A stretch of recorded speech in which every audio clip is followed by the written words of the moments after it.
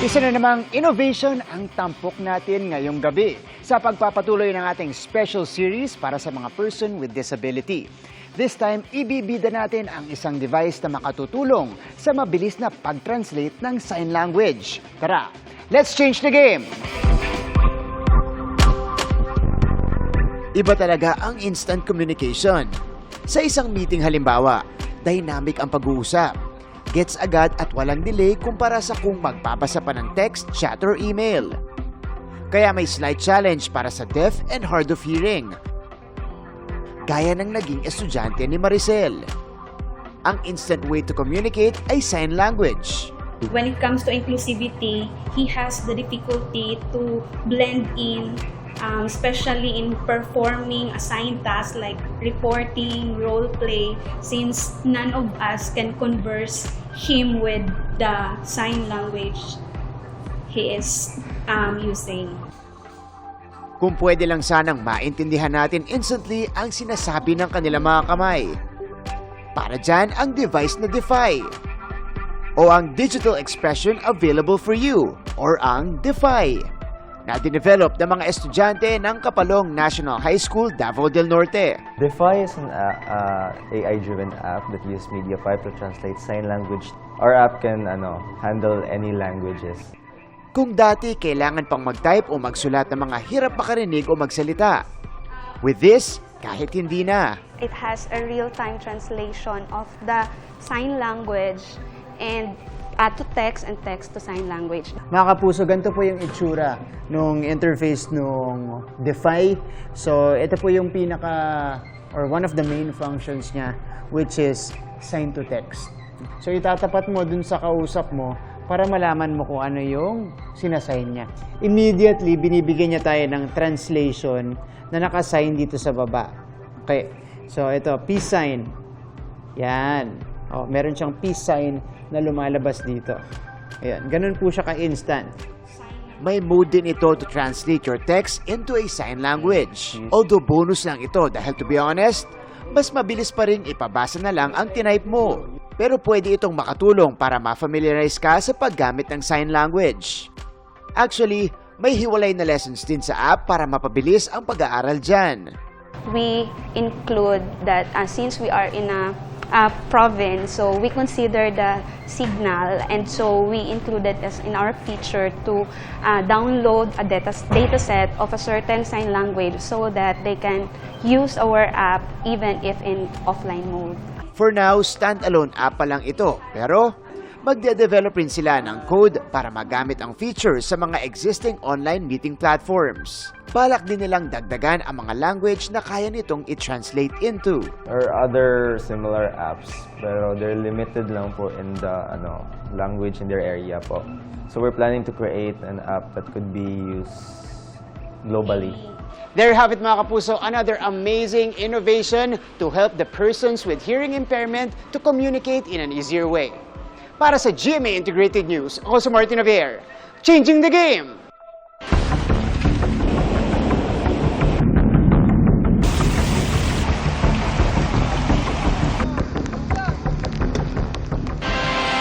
Umaapela na ng tulong sa gobyerno ang ilang taga-Bataan kasunod ng naranasang baha dahil sa malalakas na ulan dala ng bagyong Paulo. At mula po sa Mariveles, nakatutok live si Darlene Kai. Darlene. Vicky, tuluyan ng humupa. Ngayon lang yung baha dito sa Barangay Ipag, Mariveles, Bataan. Pero kaninang umaga hanggang hapon, hanggang dito ko raw yung level ng tubig dito. Mabilis na tumaas yung baha, kaya naman labis na nangamba yung mga residente rito. Hanggang dibdib ni MJ ang baha sa Pro 4, Barangay Ipag, Mariveles, Bataan. Kulay putik at malakas ang agos ng tubig. Pahirapan makalabas ang mga residenteng karamihan ay natrap sa ikalawang palapag ng kanilang bahay. Bandang alas 8 raw ng umaga bumuhos ang malakas na ulan sa Mariveles. Kwento ng isa pang residente na si Aisa, nagmistulang ilog ang Lower Purok 6 ng Barangay Ipag. Pahirapan sa pagdaan sa kalsada. Sa parehong barangay, umabot hanggang lieg ng 70 taong gulang na si Carmen ang baha. Basa at nasira ang mga gamit nila. Nanginginig nga ako sa takot at baka ako umabot na. Di ba nangyari na po hanggang sahig? Hanggang second floor. Agad nagsagawa ng rescue operations ang Bataan PDRRMO at Mariveles MDRRMO. Bukod sa Barangay Ipag, bumaha rin sa mga barangay Balon Anito, San Isidro at Kamaya. Sa karamihang nababanggit ng ma'am, ng mga residente, 4 feet ang taas. Ang naging suliranin naman po doon sa baha ay yung current. Kaya ibig kahit mababa lang po yung tubig, because of the current, minsan nagiging struggle or conflict siya kapag nagtatransport o lumalabas o nag-evacuate yung resident.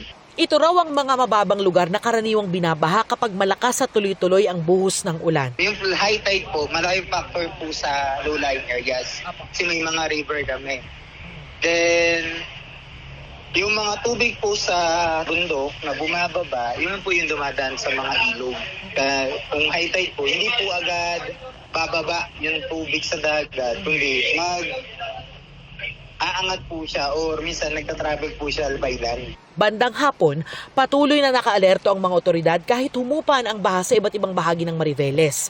Tulad sa lugar ni Ana Marie, panawagan nila sa gobyerno, tulungan ang kanilang lugar. Hanggang kailan daw ba nila dapat tiisin ang malubog sa baha? Ngayon lang po ulit tong ganitong kataas ng tubig. Sa mga namamahala po, sana po gawan nyo ng paraan dito po sa barangay namin kasi panay na lang po kada naulan. Lagi pong baha, pati po mga estudyante kawawa po, kagaya kanina napauwi po sila. Ang taas na po ng tubig.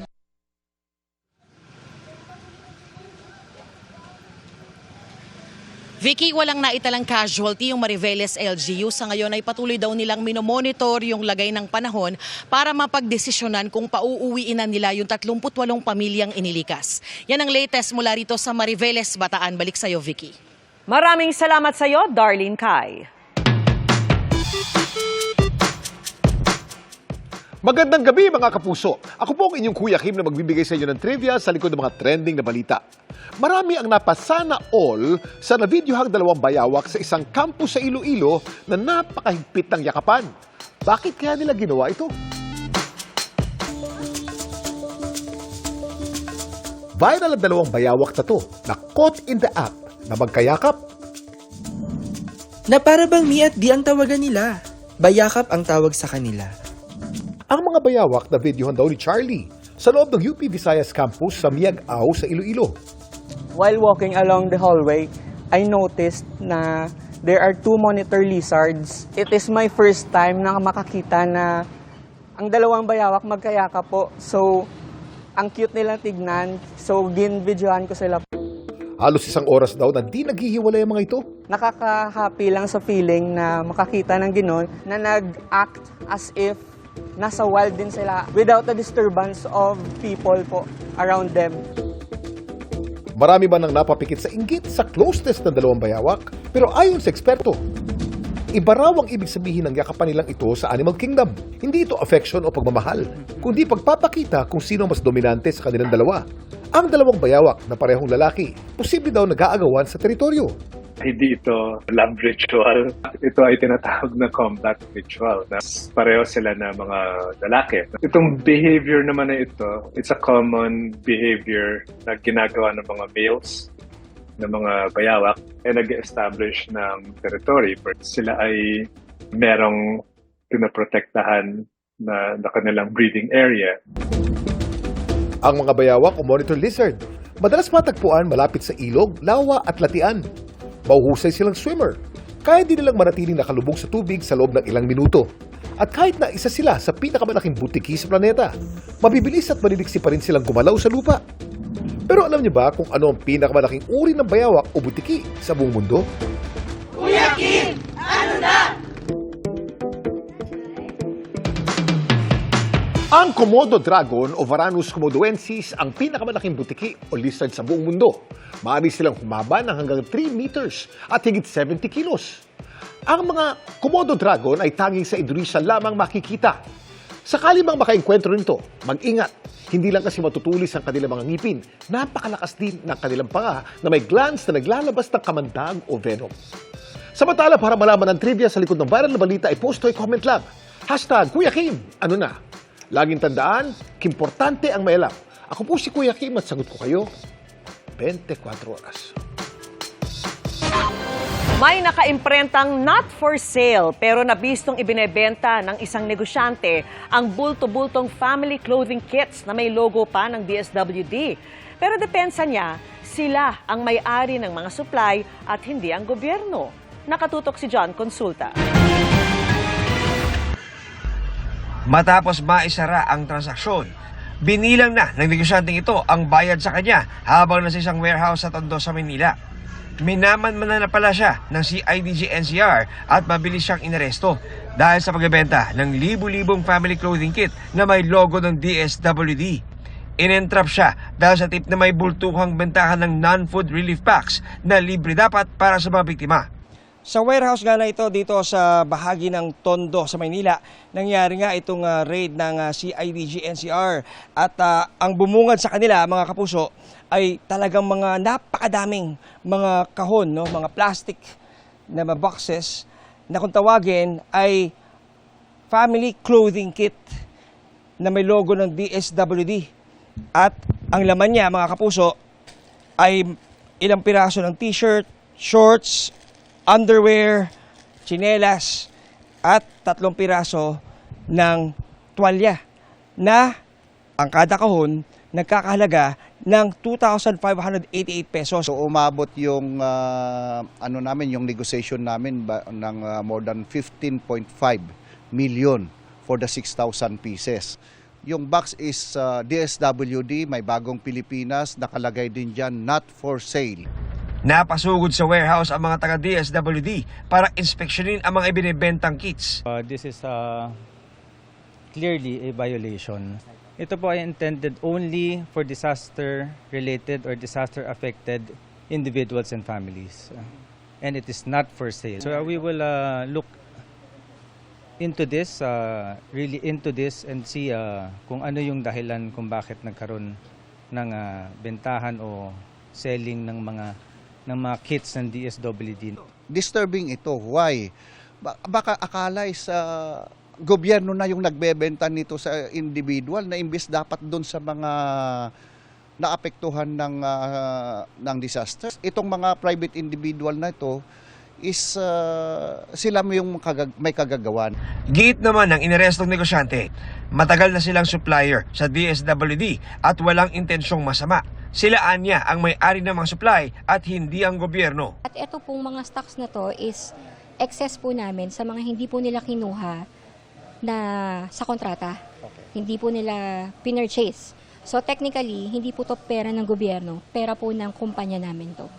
Nagsasagawa ng mas malalim na investigasyon ang CIDG, lalo't meron silang impormasyon na meron ng naunang nabentahan na ipinadala na sa tinamaan ng lindol sa Cebu. Illegal use or misrepresentation ng logo or seal ng isang opisina or yung government office. Ang mga ganitong may markings ng DSWD, this is intended for disaster relief. Kung yan may nagbebenta o kayo ay bumili, may violation po kayo doon. So makukulong po kayo, may penalty po yan. Para sa GMA Integrated News, John Consulta, nakatutok 24 oras.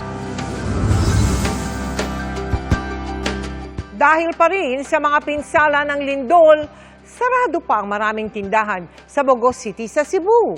Apektado rin ang kabuhayan ng marami, kaya problema ang makakain at maiinom. Batid yan ng GMA Kapuso Foundation. Kaya agad tayo nagtungo roon para magsagawa ng Operation Bayanihan. Ika-4 na gabi na ngayon matapos sinigin, nag-magnitude 6.9 na lindol ang Bogos City sa Cebu. Pero sa kalsada pa rin napipilitang manatili magdamag ang mga residente roon dahil sa takot sa mga aftershock. Isa na riyan ang pamilya ni Jefferson. Dahil wala pa rin kuryente sa kanilang lugar, sa liwanag lang ng maliit na gasera sila umaasa. Takot. Katruma hanggang ngayon. Sobrang hirap. Lamig. Tapos yung init. Tapos may mga daga pa dito kasi imbornal to. Problema rin niya kung saan kukuha ng panggastos dahil natigil siya sa trabaho. Nagsarado raw kasi ang tindahan pinapasukan niya nang magkaroon ito ng mga sira at bitak dahil sa lindol. Sana po matulungan niyo pa po kami dito sa Bugo City kasi sobrang hirap. Ang GMA Kapuso Foundation agad na nagsagawa ng Operation Bayanihan para sa mga naapektuhan ng lindol sa Cebu. Kagabi, nasa 4,000 individual ang ating natulungan sa Bugo City. Maraming salamat po sa GMA kasi kayo sa sobrang layo, dumating kayo dito sa amin para tumulong. At ngayong araw, namahagi na rin tayo ng tulong sa bayan ng Medellin at Daan Bantayan. Nagpapasalamat kami sa Cebu Pacific Air na naging katuwang namin upang mas mapabilis ang paghahatid ng relief goods. Sa mga nais makiisa sa aming Operation Bayanihan, maaari kayong magdeposito sa aming mga bank account o magpadala sa Cebuano Luwilier. Pwede ring online via GCash, Shopee, Lazada, Globe Rewards at Metrobank credit cards. Na-embrace na fully ni Megan Young ang transformation niya sa pagiging mom. Kabilang ngayon sa kanyang sinishare online, ang challenges sa bagong stage ng kanyang buhay. Makichika kay Athena Imperial.